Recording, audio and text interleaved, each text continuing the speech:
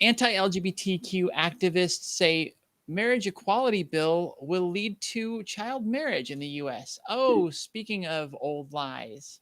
Yes. So last week we were talking about the um, Alliance Defending Freedom. We were talking about the Family Research Council, all of those groups coming out and addressing Mitch McConnell and saying, look, if you pass the you know Defense of Marriage bill, the Respect for Marriage Act, I'm sorry, the Respect for Marriage Act, um, then you're going to open the door for a lot of things that you don't want to see happen.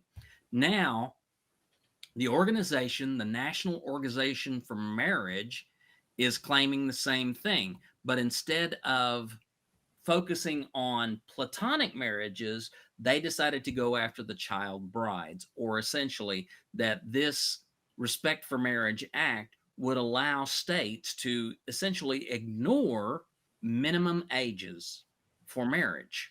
And so you could see children as young as 13 or 12 being married off.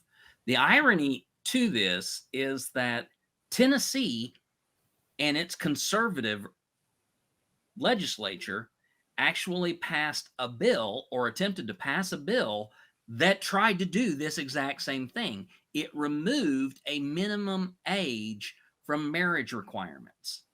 So it inadvertently wrote into its defense of marriage a provision that would allow for people to get married with no minimum age requirement.